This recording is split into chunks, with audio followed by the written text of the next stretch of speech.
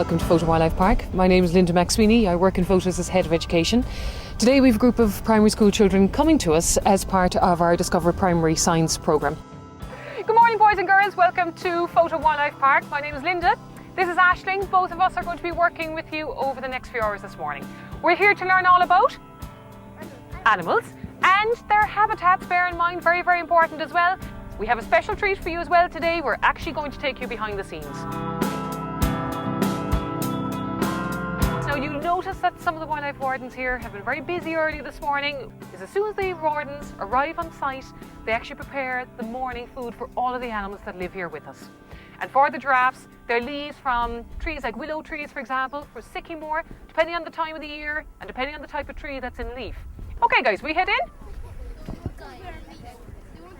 Okay then, what we're going to do, we're going to take a peep inside the giraffe house just while they're outside in the yard. Here is basically the different sleeping quarters as such. Okay, both the female giraffes and their calves actually sleep within this large area here. You can see how large these animals must be. Look at their feeding troughs from overhead. It gives you an idea how long their necks actually are. So here they come. Here comes our big herd. Now, bear in mind, guys, that there are 9 different types of giraffe that live across Africa. And the ones that we hold here in Fota, they're called Rothschild or Baringo giraffes. Finn, our youngest male, who's the one bang on in the centre, is very different to the adults that are surrounding him. So every giraffe, just like our fingerprints, their coat markings are very, very different. And that allows each individual within the herd to recognise one another as well.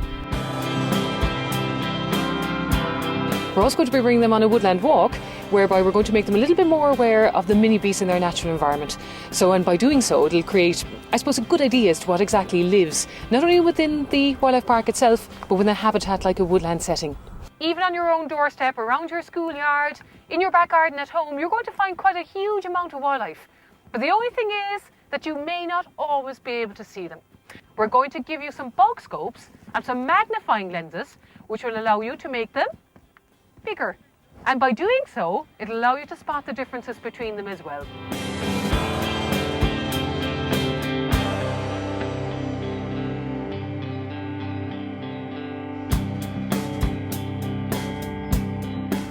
Now everybody that we have here in the park looks at these animals and go, oh, look, the monkeys! And you'd nearly be right, but they're not quite monkeys. These are lesser apes. Okay, there's only no difference between an ape and a monkey. Now, apes, guys, can walk on 2 legs. Monkeys can't. They have to use their hands to lean on as well. These are called Humboldt penguins, okay? Now, in the world, guys, there's 18 different types of penguins, okay? Only 2 of those live in the Antarctic. So these actually come from South America, okay, from Peru. And a lot of people wonder why we don't have ice here for them. These guys don't live on ice, okay? They like to live beside the coast, beside the sea, and our water here is also salt water. This is another type of gibbon. This is the Simon gibbon, which is the biggest of all of the gibbon species. Now these are very popular here in Fota as they make a very, very loud noise that can be heard in different villages around Cork, close to Fota. Yeah.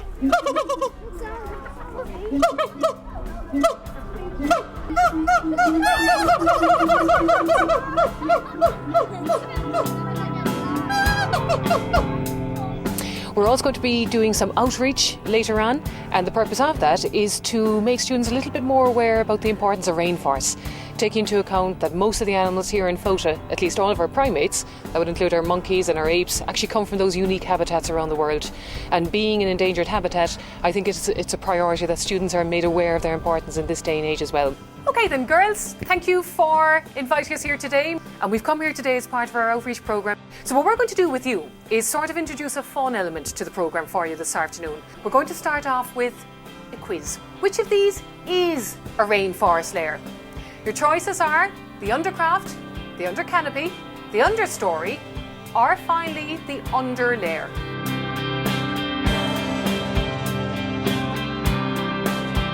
So what we're going to do is we're going to do something practical basically. We're going to do a little recreation of the rainforest, okay?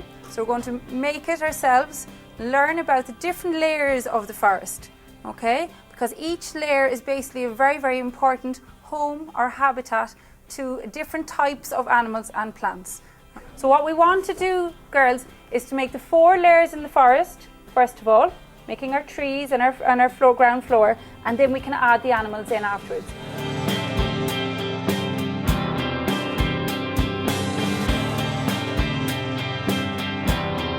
Our contact details would be for our information on our animals here in the wildlife park itself would be www.fotowildlife.ie. Alternatively, we can be contacted by email on education@fotowildlife.ie. And finally, our contact number by phone would be 021 4812 678 extension 206.